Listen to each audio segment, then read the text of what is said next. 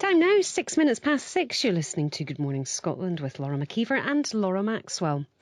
Now, the leaders of the G7 powers will meet virtually later, aiming to find a coordinated approach to the ongoing crisis in Afghanistan and the returning Taliban regime. US President Joe Biden has come under pressure at home and abroad to extend the August the 31st deadline for evacuating eligible civilians, though the Taliban have rejected this. So what is America's strategy in managing the ongoing fallout from the collapse of the Afghan government that it was prompted by the US withdrawal? I've been speaking to retired Lieutenant Colonel Daniel L. Davis, an American foreign policy analyst with Defence Priorities, who himself has served in Afghanistan.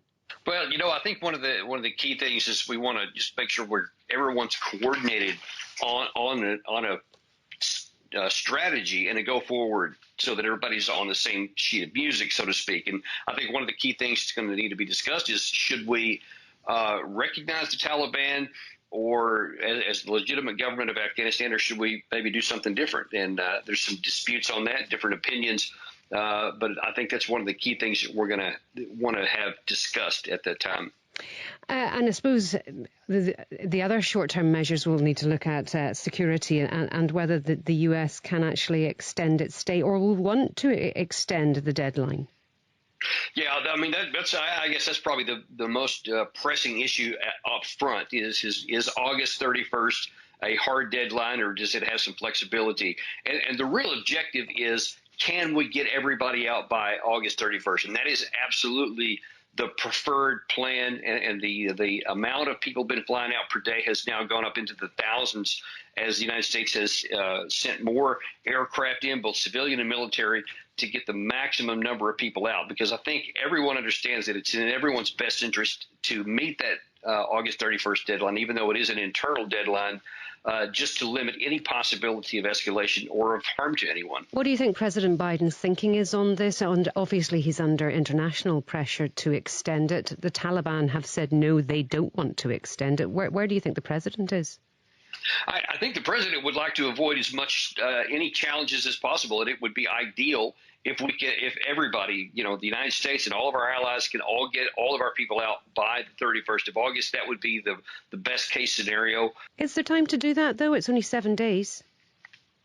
Well, there is time. It is possible. And you've seen the significant escalation in the number of people that we've been able to get out in the last 24 hours. I believe it was 16,000 in a single day. Shows that there is possibility. As long as we can get them to the airport, I think there is a shot at getting them out by the 31st of August. I wonder what you think all of this is doing to the US's relations with other countries. Former Prime Minister Tony Blair described the decision to leave in this manner as imbecilic. Do you think it's going to damage relations? I don't. I think that most people recognize that this was a bad war that we should have ended a decade ago. And in fact, some of our allies that I've spoken to around the world, former diplomats and current members of governments of our allies, have said that the only thing they're perplexed about is why we waited this long to get the war over with, and not why we're doing it. Now, everyone recognizes that the way this has been conducted has left a lot to be desired, and it's been a lot more chaotic than it had to have been. But I think we need to acknowledge this was always going to be chaotic. You're not going to withdraw from a conflict zone and it be clean and easy. And so I think that some of that is expected. But the bottom line is, and the most important thing is that we're getting out. And I don't think it will impact our further credibility, as a lot are claiming, because people recognize, both our friends and our foes, that this was a tangential issue for the United States, something that was a peripheral interest, not a core interest. And when we have our core interest at stake, like NATO, like our existing security relationships that we have, were treaty issues, we remain very ironclad and firm on that. And I don't think there's any doubt that when issues that relate to our national security are genuinely on the line, that we will be a very reliable partner. So you don't think that other G7 members will start to feel that America isn't a reliable ally when it comes to issues perhaps that are closer to home?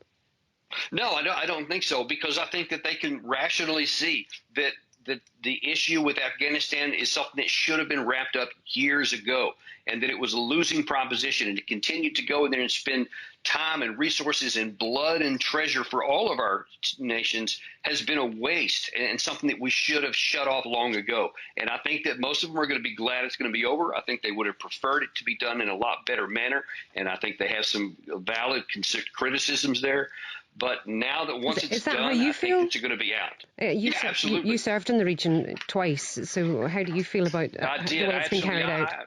I believe that the way it was carried out was far from perfect.